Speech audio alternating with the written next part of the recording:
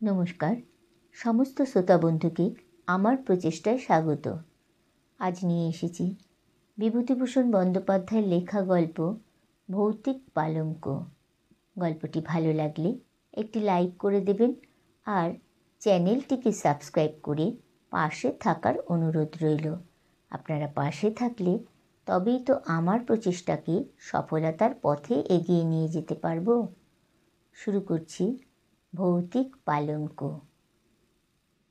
অনেকদিন পর সতীশের সঙ্গে দেখা। বেচারা হন্তদন্ত হয়ে ভিড় ঠেলে বিকেলবেলা বেন্টিং স্ট্রিটের বাঁদিকের ফুটপাত দিয়ে উত্তরমুখে চলেছিল। সমস্ত অফিসের সবেমাত্র ছুটি হয়েছে। শীতকাল, আধো অন্ধকার আধো আলোয় পথ ছেয়েছিল। ক্লান্ত দেহে ছ্যাঁকড়া গাড়ির মতো ধীরে ধীরে পথ ভেদ করে চলেছিলাম। সহসা সতীশের জামাটা চেপে ধরে চিৎকার করে উঠলাম, আরে সতীশ যে! সতীশ সবিস্ময়ে আমার পানে চেয়ে বলে উঠল, খগেন, বাই গড, আমি তোমাকেই খুঁজছিলাম। বললাম, তার প্রমাণ? আমাকে ধাক্কা দিয়েই তো তুমি চলে গেছিলে আরেকটু হলে। ভাগ্যিস ডাকলাম। সরি, আমি এখন বিশেষ ব্যস্ত। তা তো বুঝতেই পারছি, তা কোথায় চলেছ শুনি? তোমাকেও আমার সঙ্গে যেতে হবে, বেশি দূর নয়, যাবার পথে সব বলবো। না বললে শুনবো না, জোর করে নিয়ে যাব। ছেলেবেলা থেকেই সতীশকে চিনি, কথা অনুযায়ী সে কাজ করে, আর শরীরে কিছু বল থাকায় প্রায় ক্ষেত্রেই সে বল প্রয়োগ করে সিদ্ধি লাভ করতে ভোলে না। অগত্যা তার সঙ্গে যেতে হলো। তার গন্তব্যস্থান খুব নিকটেই ছিল এবং সে তার উদ্দেশ্য খুব সংক্ষেপেই ব্যক্ত করল। সেদিন সকালে খবরের কাগজে বেচাকেনার কলমে একটি বিজ্ঞাপন ছিল। একটি অতি আধুনিক এবং রহস্যজনক চীনদেশীয় খাট অধিক মূল্যদাতাকে বিক্রয় করা হইবে। জগতে ইহা অদ্বিতীয়, সুযোগ হারাইলে অনুশোচনা করিতে হইবে। 2/3 বেন্টিং স্ট্রিট। সতীশ তার পকেট থেকে বিজ্ঞাপনটি বার করে বলল, পড়ো।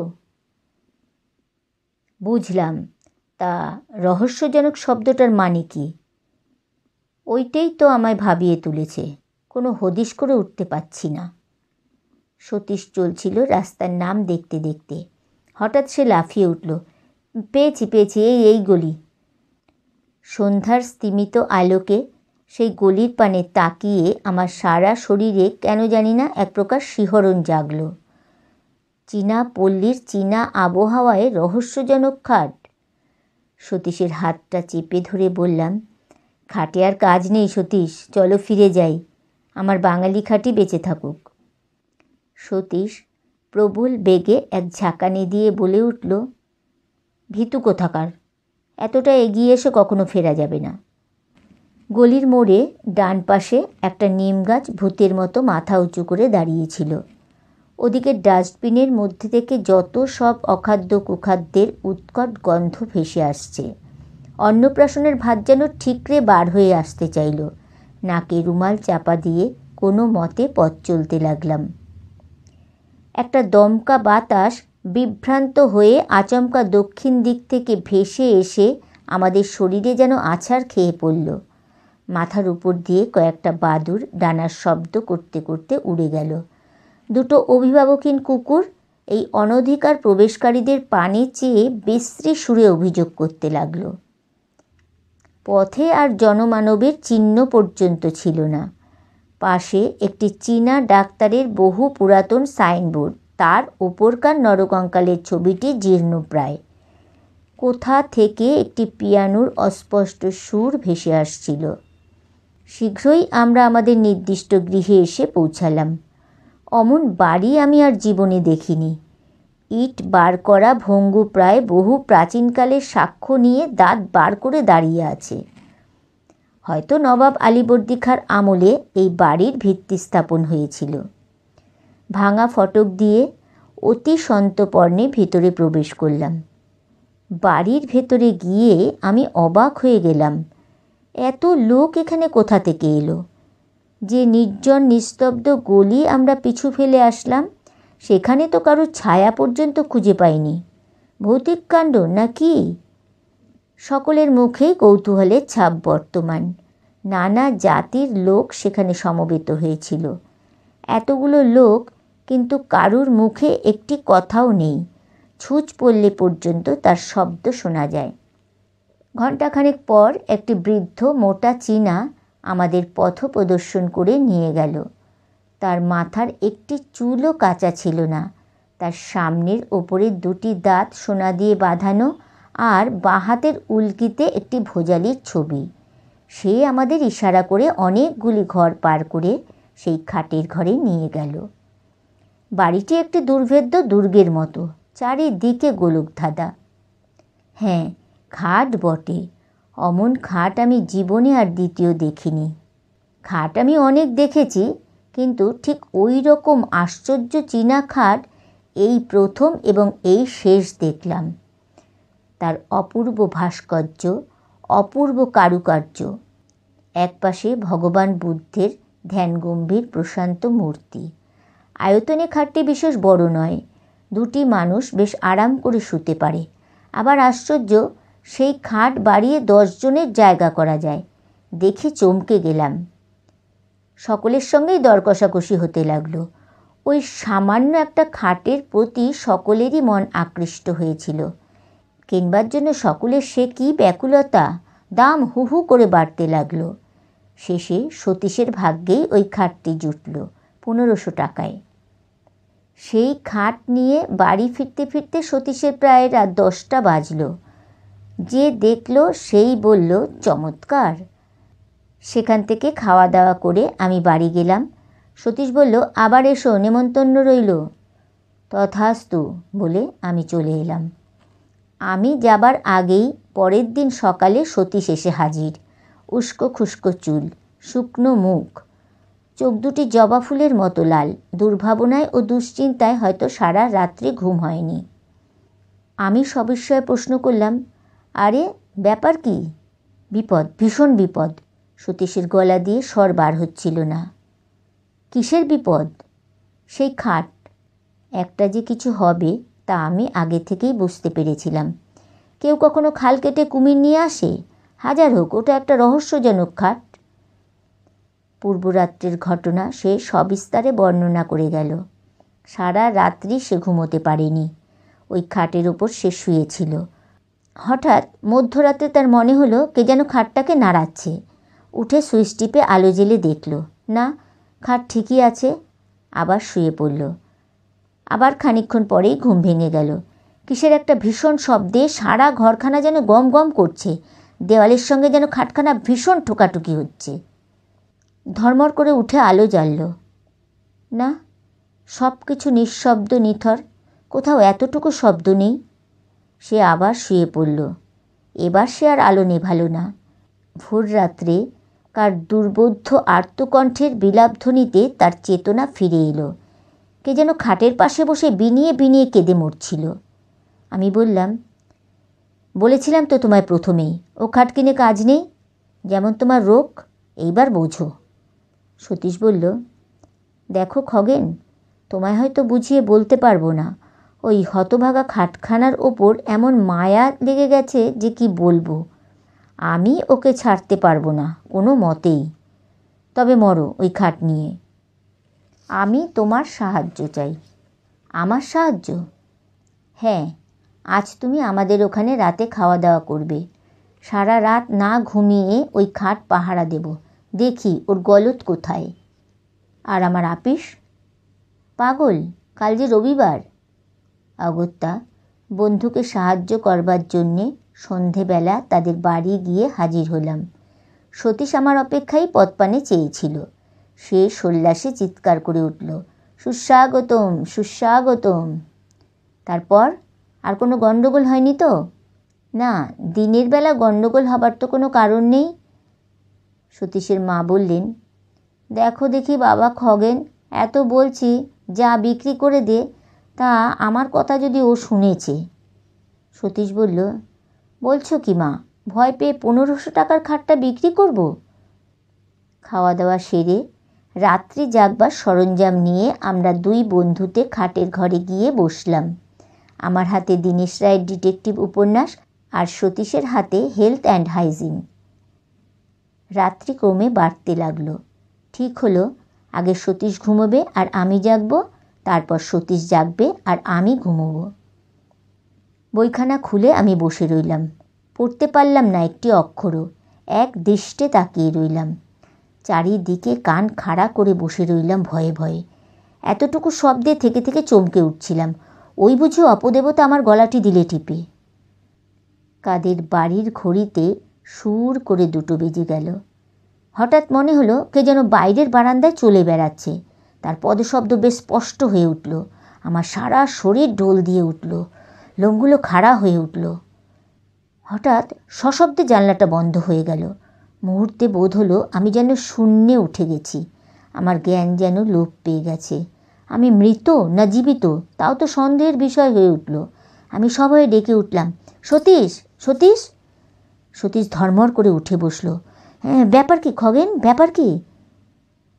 ভয়ে ও বিস্ময়ে আমার মুখ দিয়ে কোনো কথা বেরোলো না। সতীশ আমার 2 কাঁধে হাত দিয়ে নাড়া দিয়ে ডাকলো, খগেন, খগেন। আমি আঙুল দিয়ে কপালের ঘাম মুছে বললাম, ওহ, যা ভয় পেয়েছিলাম। তা তো বুঝতেই পারছি। যাক, তোমার আর জাগতে হবে না, তুমি ঘুমো, আমি জেগে বসে আছি। না, আমারও ঘুমিয়ে কাজ নেই। আর তাছাড়া ঘুম আমার হবে না আদৌ। ভীতু কোথাকার। তারপর ভীতু আমি ও সতীশ দেয়ালে ঠেসান দিয়ে বসে রইলাম। আমরা দুজনেই নিঃশব্দে জেগে রইলাম।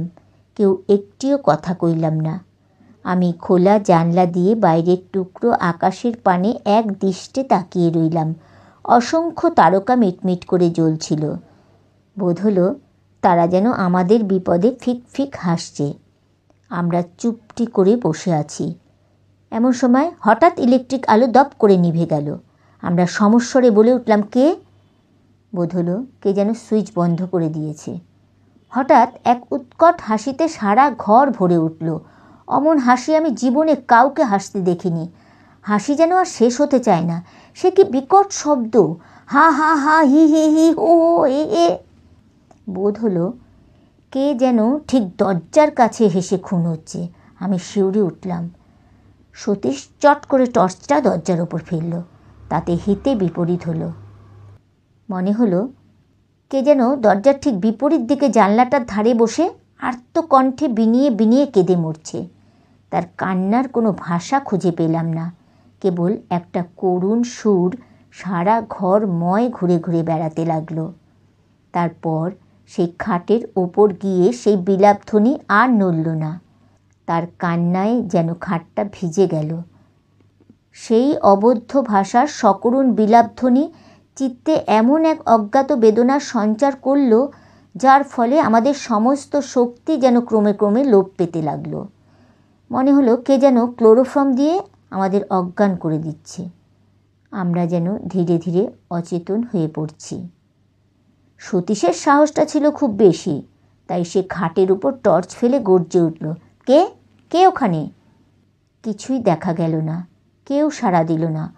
সহসা সেই খাটখানা ঘরময় দাপাদাপি শুরু করে দিল। মনে হলো অগণিত নরকঙ্কাল যেন চারিদিকে নৃত্য করছে। তাদের হাড়ের খটখট শব্দে কানের পর্দা ছিঁড়ে যাবার উপক্রম হলো। আমার বুকের ভেতরটা টন টন করতে লাগলো কিসের যেন বেদনায়।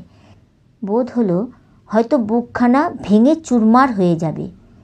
একটু একটু করে আমার জ্ঞান হারিয়ে গেল। তারপর কোথা দিয়ে যে কি হয়ে গেল তা ঠিক বুঝতে পারলাম না। বোধ হলো আমি যেন অনেক দূরে এক চীনা বাড়ি গিয়ে হাজির হয়েছি। একটি ছোট্ট ঘরে তখন সেই গভীর রাতে টিম টিম করে একটি দ্বীপ জ্বলছিল। ঘরের মেঝের উপর একটি লোক মুমূর্ষ অবস্থায় পড়ে রয়েছে। একটা ছেঁড়া মাদুরের ওপর তার সেই রোগপাণ্ডুর মুখখানা দেখে আমার বড় দয়া হলো। রোগে ভুগে ভুগে বেচারা কঙ্কালসার হয়ে গেছে। তার পাশেই বসেছিল তার স্ত্রী হবে বলেই মনে হলো। চেহারা কিন্তু স্বামীর 4 গুণ। একটা মস্ত টুলের ওপর বসে সে ঢুলছিল। তার পাশেই আমাদের সেই খাটটা দেখে আমি অবাক হয়ে গেলাম। 7 সমুদ্র 13 নদী পার করে এটাকে কে এখানে নিয়ে এলো? হঠাৎ স্ত্রীলোকটি বিকট এক হাঁ করে হাই তুলল। তারপর দুটো সশব্দ তুড়ি দিয়ে একবার ঘরের চারিদিকে চেয়ে দেখল। দেখলাম তার স্বামী ইতিমধ্যে উঠে সেই খাটের দিকে এগিয়ে গেছে চুপি চুপি। চকিতে ক্রুদ্ধা বাঘিনীর মতো তার স্ত্রী তাকে জোর করে খাট থেকে নামিয়ে বিছানায় ফেলে দিল। সে ভীষণভাবে গর্জন করতে লাগলো, আর তার স্বামী ব্যাকুলভাবে অনুনয় করতে লাগলো ওই খাটের পানে অঙ্গুলি সংকেত করে। মনে হলো সে চায় খাটে উঠতে, কিন্তু তার স্ত্রী তাকে কিছুতেই উঠতে দেবে না। উত্তেজনায় কাশতে কাশতে তার মুখ দিয়ে এক ঝলক রক্ত বেরিয়ে গেল। আমি শিউরে উঠলাম।